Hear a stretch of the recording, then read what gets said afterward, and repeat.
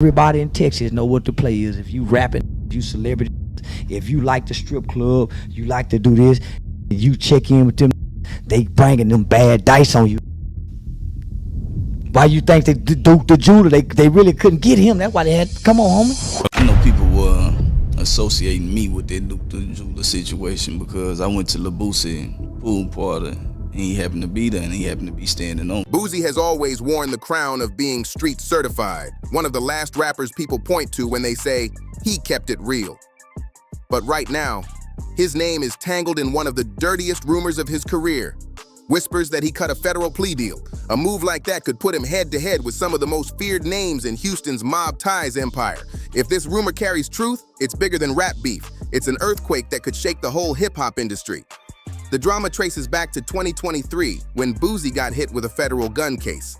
For months, he screamed he was being targeted unfairly, fighting tooth and nail to beat the charges. But then word leaked that he might have agreed to some form of cooperation with the feds, a word that in street culture carries one label nobody wants: snitch. Now, no official paperwork has surfaced yet, but the way this story is spreading has fans and insiders buzzing like wildfire. People are whispering that Boosie may have dropped names to save himself, and the names being thrown around, J. Prince and J. Prince Jr. That's huge because these aren't just random figures. They're the faces of Houston's underground check-in culture, the mob ties brand that has run the city for decades.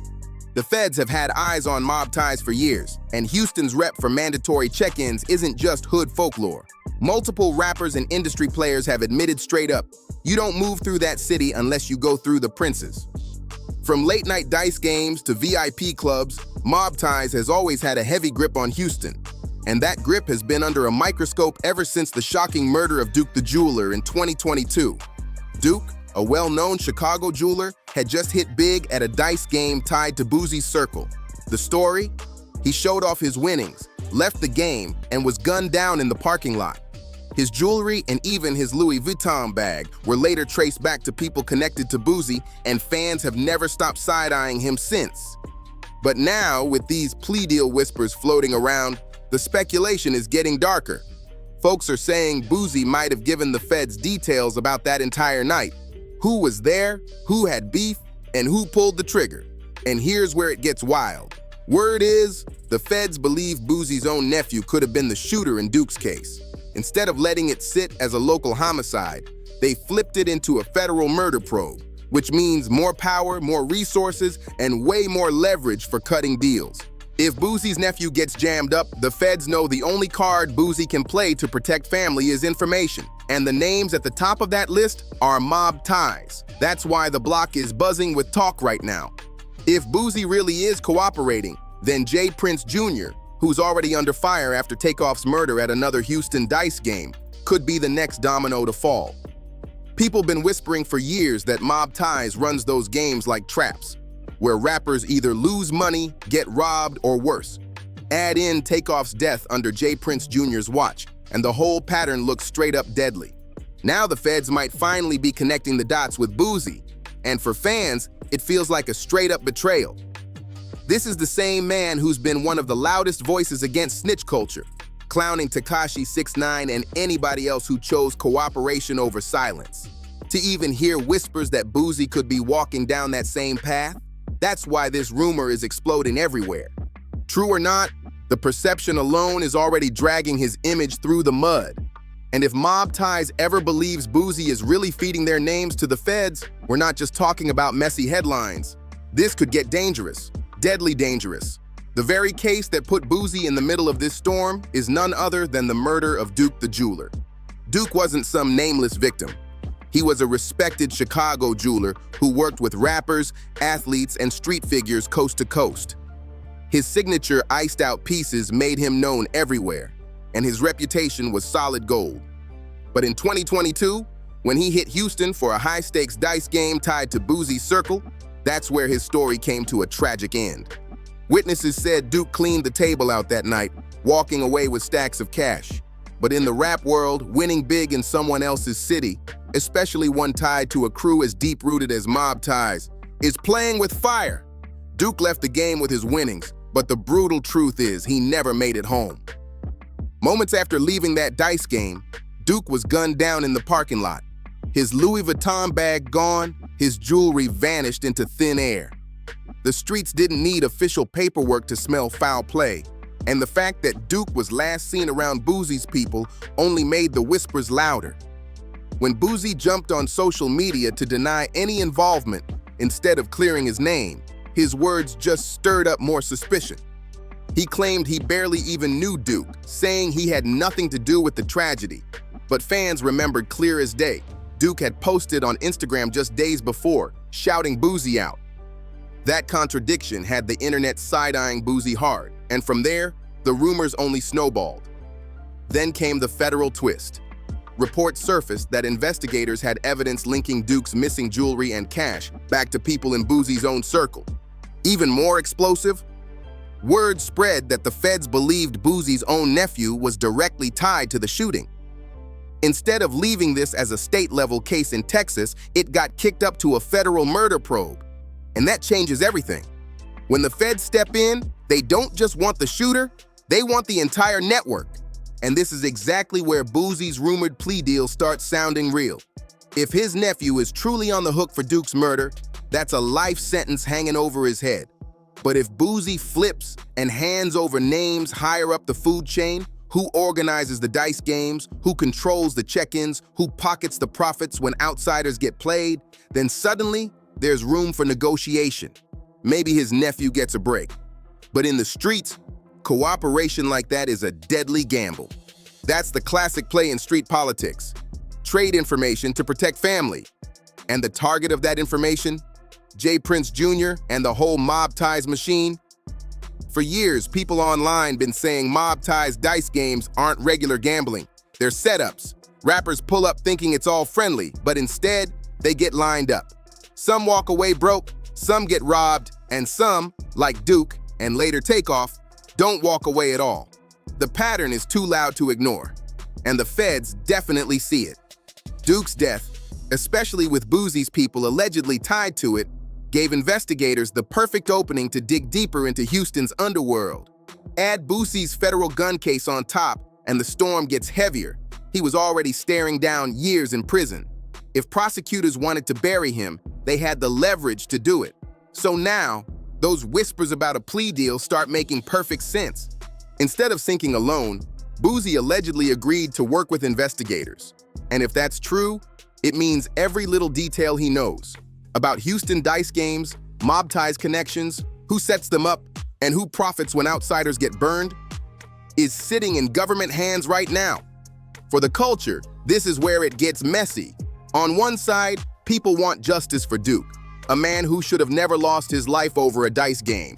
On the other side, if Boosie really handed names over to the feds, he'll never be looked at the same in the streets.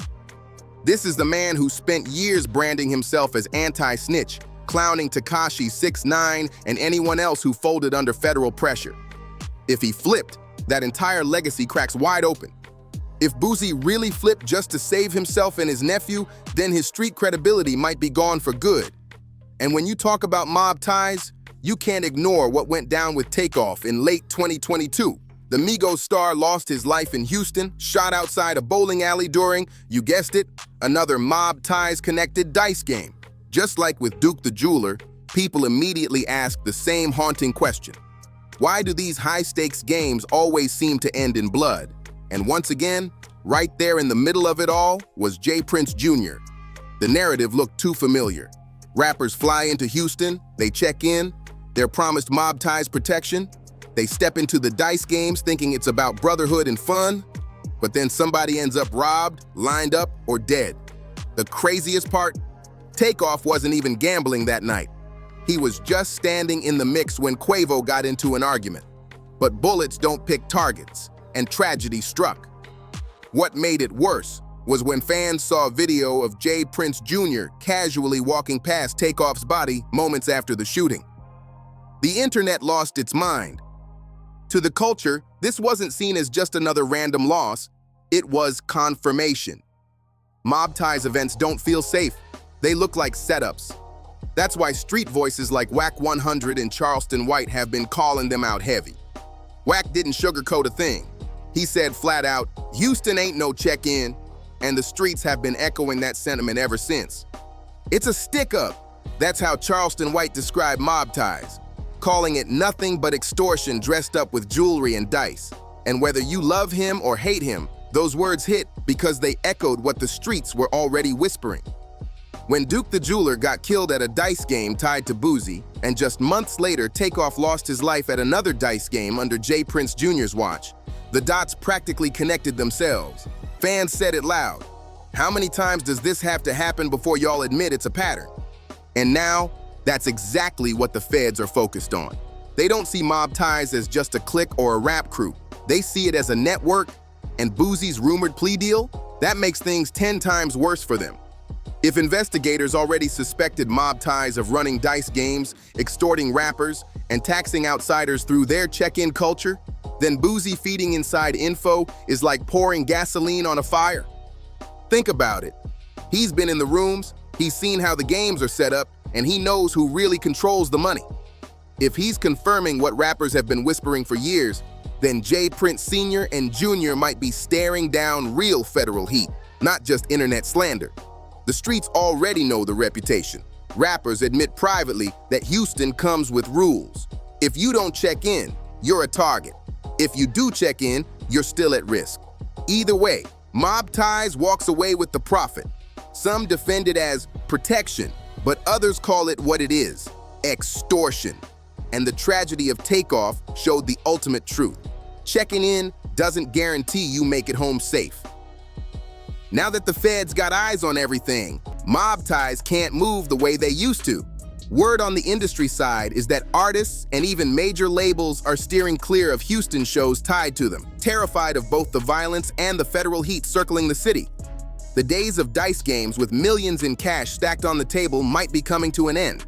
And whether by accident or by deal, Boosie may have just handed the feds the blueprint to shut it all down. But here's the dangerous twist. If Boosie really is cooperating, he's crossed a line that can't be uncrossed. The feds might keep him close while he's useful, but the streets, they'll never forgive him. In a culture where snitching is the ultimate crime, his credibility wouldn't just take a hit, it would collapse completely. And mob ties? They're not about to shrug off their name being dragged into federal paperwork. If they believe Boosie's the reason their empire is under the microscope, then his biggest problem won't be prison. It'll be survival.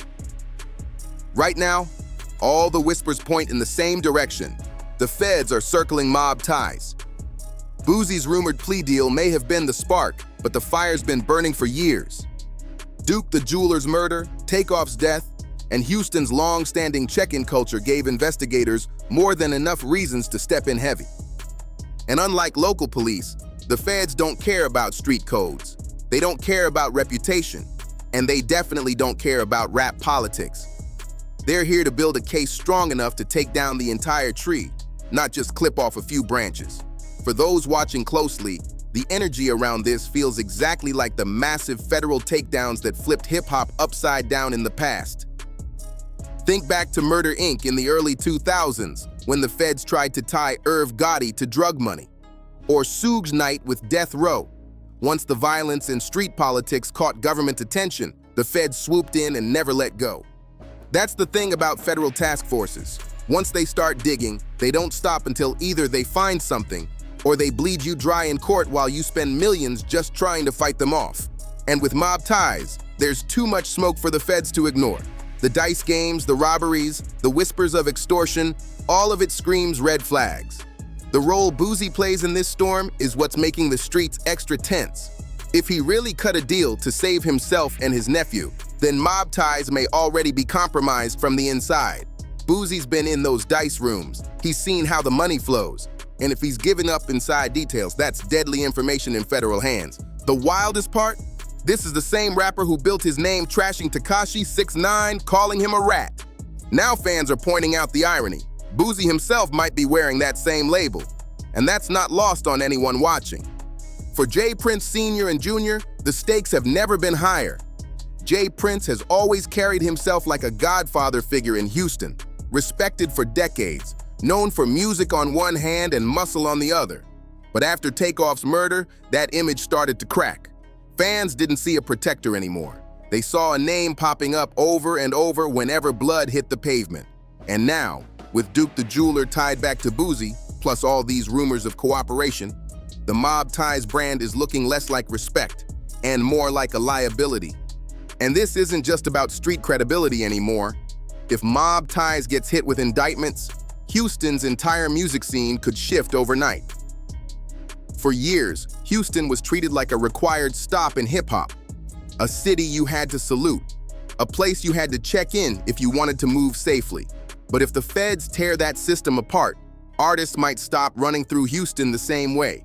What once looked like protection could now be seen as a setup. And when that perception changes, the power shifts with it. Meanwhile, fans are split on Boosie. Some say if he really worked with the feds, he betrayed everything he claimed to stand for.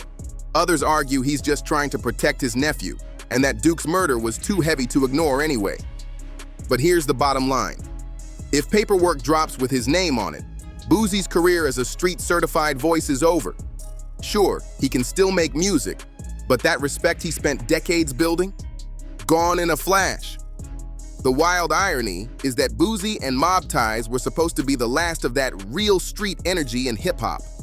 Instead, their names are now tangled up with federal indictments, whispers of snitching, and the blood-stained legacies of Duke and Takeoff. What was once a symbol of power now looks like the beginning of a downfall. At the end of the day, this ain't just about Boosie, J. Prince, or Mob Ties. It's about a culture where dice games, extortion, and silence got treated as normal, until the feds decided it was time to crack it open. And when the feds move in, nobody's untouchable, not even the legends. So what do you think? Did Boosie really flip, or is this all street gossip? Drop your thoughts in the comments. And if you enjoyed this breakdown, don't forget to like, subscribe, and share. See you on the next one.